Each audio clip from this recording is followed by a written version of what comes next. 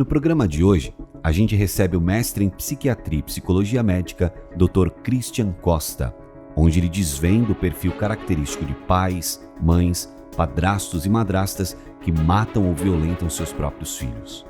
Contamos também com a especialista em Direito Público, doutora Sâmia Massari, a qual nos esclarece os limites da lei e os entraves punitivos da alienação parental.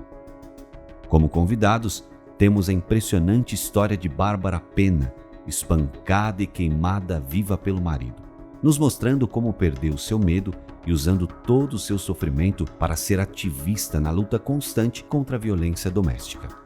Ana Carolina Oliveira, mãe de Isabela Nardoni, assassinada pelo pai e pela madrasta. Mesmo em eterno luto, ela revela sua evolução e que nenhuma dor é comparável.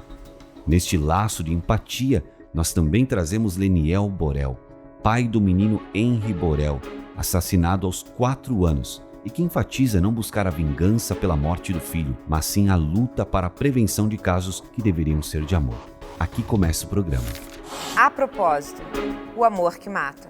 É com muita tristeza que estamos aqui hoje reunidos para lutar por uma causa que nem deveria jamais existir: o filicídio. Não iremos narrar cada história, mas trazer para vocês um pouquinho da necessidade do seu envolvimento na causa de todos, que é a proteção dessas crianças de uma forma efetiva. Vou iniciar com o Dr. Christian Costa, que vai nos trazer um parecer sobre esse tipo de crueldade. Dr. Christian, por favor. Você que acompanhou lá atrás o caso da Isabela Nardoni, fez a anatomia do crime, um estudioso de tantos casos como esse, me diz um pouco sobre por que a nossa sociedade, ainda nos tempos modernos que estamos, aonde cabe mais crueldade nesse mundo? São casos terríveis, são casos singulares. Olhando eles aqui pessoalmente, é muito diferente do que analisar um caso friamente, tecnicamente ou técnico-cientificamente.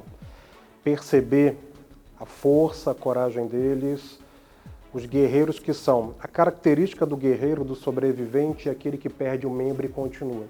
Cada um deles perdeu uma parte de si, estão aqui. Então isso deve nos trazer uma grande reflexão, mesmo ser um pedaço, continuar. E a força que eles estão nos transmitindo, a partir da dor deles, compartilhando essa dor para que outros casos desses não aconteçam, isso é ímpar. Todo o nosso agradecimento enquanto sociedade nunca vai ser suficiente pelo que vocês estão fazendo. O perfil de pessoas que fazem isso é inesperado, porque são aqueles que deveriam proteger. Então, o que leva um indivíduo, um pai, uma mãe, alguém que deveria proteger e agir dessa maneira? Muitas são as explicações, mas a gente não pode fugir do lado da maldade, do poder, do controle, da necessidade de ter algo em seu poder. De não aguentar a frustração frente a uma criança, de não aguentar o não, de não aguentar a percepção do outro quando acaba um relacionamento. Então as famílias se unem, como a gente vem falando no dia de hoje, por muitos motivos. Quando nasce um filho, os desejos e as necessidades são mútuas e se olha para um futuro, mas algo acontece no meio do caminho. O que acontece no meio do caminho é exatamente quando a gente exerce a nossa humanidade. E a nossa humanidade é limitada, com sombra, com pobreza, com disfuncionalidade, com crueldade. Agora, o que leva a olhar para uma criança e agir de forma inadequada é onde se manifesta essa crueldade, onde eu projeto essa sombra, essa crueldade. De forma brutal. De forma brutal, de forma a não oferecer defesa. E aí entra o prazer, entra o controle. Porque o poder, o controle, gera prazer. Então, no momento que eu tenho controle sobre uma mulher, agredindo uma mulher, eu estou exercendo algo que me dá prazer. E alguns indivíduos na sociedade, infelizmente, têm essas características comportamentais, que imbuídas do prazer, do controle, do poder de ferir e machucar e oprimir o outro, se envaidecem e ficam felizes com isso. Então, pessoas com essas características devem ser encarceradas, afastadas da sociedade. Infelizmente, a cláusula pétrea na Constituição brasileira não temos prisão perpétua, mas é o tipo de indivíduo, de pessoa que não merece mais viver em sociedade. Pelas características dos crimes, né, que estamos infelizmente relatando, há um processo de maturidade criminal. Todos esses indivíduos que cometeram esses casos tiveram a opção de parar. Eles tiveram o primeiro passo e poderiam recuar, deram o segundo passo e poderiam recuar, deram um terceiro passo e poderiam recuar e deram um quarto passo final, que foi com o fato em si. Eles poderiam ter recuado antes, então não há perdão para isso. Sâmia, jogo a bola da vez para você. Olha só que importante do que o Dr. Christian nos trouxe, a questão do parar, a questão de que poderia de alguma forma ser prevenido, que por mais que venha do desejo próprio, por mais que venha da crueldade humana, havia algum modo que ainda não alcançamos.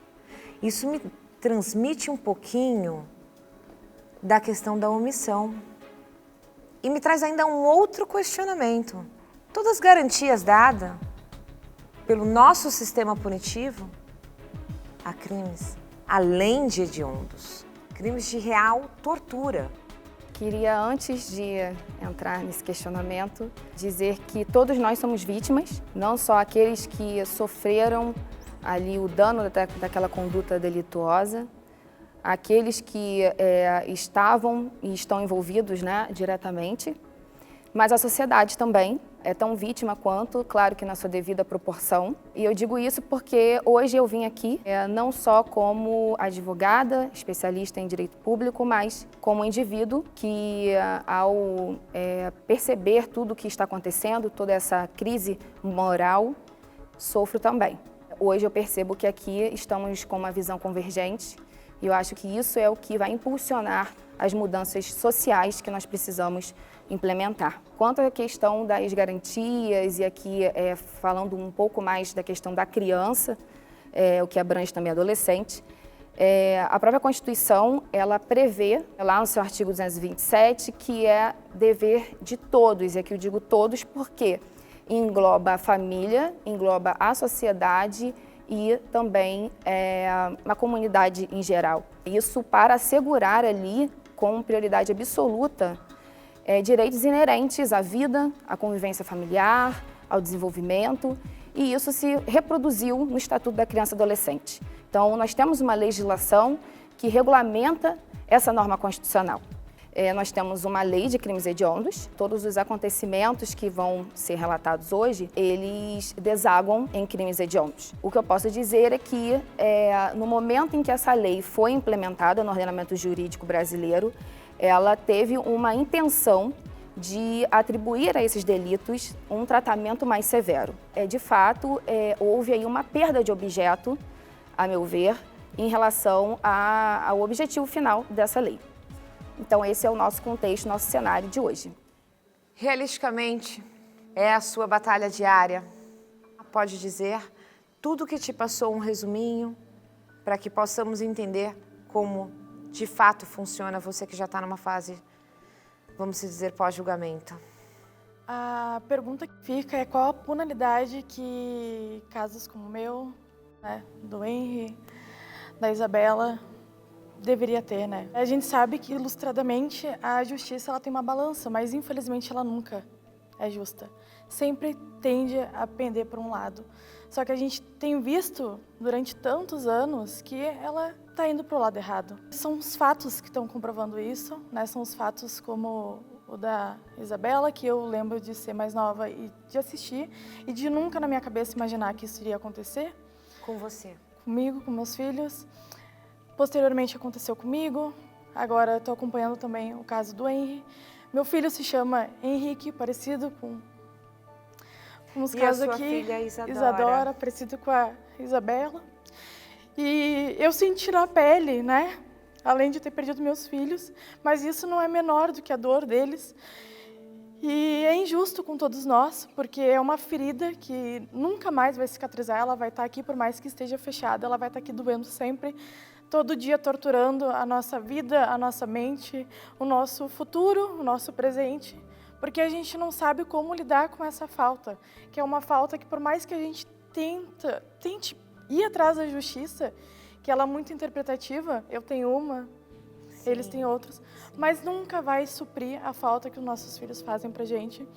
E é justamente isso que faz a gente ter revolta e querer mudar a sociedade, querer mudar a vida de outras crianças, porque a gente sabe que dói tanto ao ponto de querer salvar. São vítimas, são crianças. Se pessoas adultas, instruídas, acometem esse tipo de crueldade, elas... O que esperar mais, entendeu? Que infelizmente a minha história, a história da Isabela, do Henry, do Bernardo, do Rafael, virou uma história de stories do Instagram. É lembrada 24 horas, é lembrada durante um tempo, mas são crianças com direito de viver. E esse direito foi ceifado por pessoas que deveriam cuidar, por pessoas que deveriam proteger e amar. Como foi o seu julgamento? Na verdade, foi uma tortura desde o início, né? Porque Vamos contar um pouquinho do que aconteceu com você? Em novembro de 2013, eu sofri uma tentativa de homicídio. Foi considerado homicídio, não feminicídio. Eu acordei sendo espancada, fui queimada, jogada do 3º andar. Fiquei 4 meses morando no hospital. Fiquei várias vezes em coma induzido. Passei por mais de 200 cirurgias reconstrutoras, ainda tenho outras para passar. Mas a pior dor foi saber, depois de quase 4 meses, que meus filhos tinham sido assassinados pelo próprio pai. Você só descobriu depois? Só depois, mesmo eu acordando do coma, mesmo eu perguntando para os profissionais da saúde onde estavam meus filhos. Os profissionais sempre falavam que meus filhos estavam bem. Então, ali, durante a minha internação, eu tentava lutar contra a minha própria vida, lutar para sobreviver, porque na minha cabeça eu acreditei que sobrevivendo eu ia ter o direito de levar minha filha na creche, de levar meu filho, porque eu não tive nem a oportunidade de conhecer a voz dele. Um bebê de 3 meses, uma menina de 2 anos e 7 meses, que morreram dormindo, mas pelas provas da perícia, os 2 estavam acordados. Minha filha, inclusive, levantou da cama para tentar se salvar. E eu não tive a chance de salvar meus filhos. Então, quando acontece com a gente, no caso, eu tive todo o meu corpo praticamente quebrado, tive meu corpo queimado, tenho a tortura psicológica de conviver com isso, mas nada é tão doloroso do que saber que por mais que eu lute, por mais que eu faça algo, eu nunca vou trazer meus filhos de volta. E é uma dor que não vai cicatrizar nunca.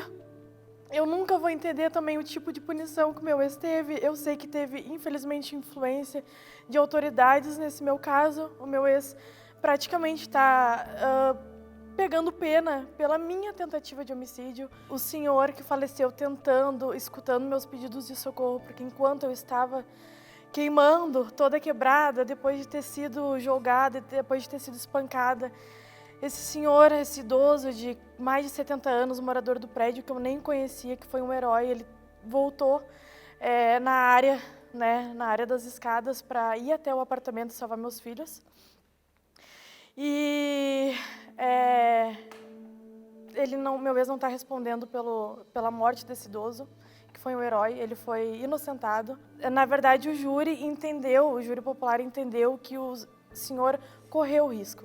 Ele sabia que ele estava correndo risco, então foi desconsiderado, mas nós estamos, eu junto com meus advogados, e com o Ministério Público entramos vamos ganhar essa com batalha. Pedido de revisão de pena, parcialmente culpado pelo assassinato dos filhos, porque a defesa conseguiu intervir na decisão dos jurados que ele não sabia que os filhos estavam dormindo, sendo que ele sabia, e ele está pagando praticamente a pena pela minha tentativa, 28 anos e 4 meses, inicialmente fechado. Então, apesar dele estar cumprindo pena desde quando tudo aconteceu, porque a defesa também tentou fazer com que comprovasse insanidade mental, ele chegou a ser internado no Instituto Psiquiátrico e foi constatado que ele não era insanidade mental, que ele sabia muito bem o que estava fazendo e, posteriormente, foi até o presídio. Mas eu, internada, sem saber mais ou menos o que estava acontecendo na minha volta, só com a esperança de reencontrar meus filhos assim que eu ganhasse alta. É uma justiça que jamais poderíamos considerar justa. É uma justiça... Na verdade, não é uma justiça, né? Porque a gente não tem justiça. É sujo, é dolorido, sabe? É compactuar com outras crianças, com outros assassinatos e principalmente com esses assassinos. É praticamente aceitar o que eles fazem.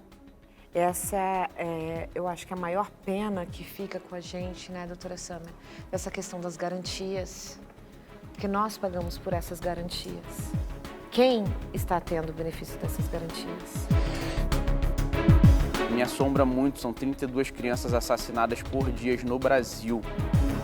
É isso que a gente quer. Se você não tem empatia, se afaste, mas não prejudique essa criança.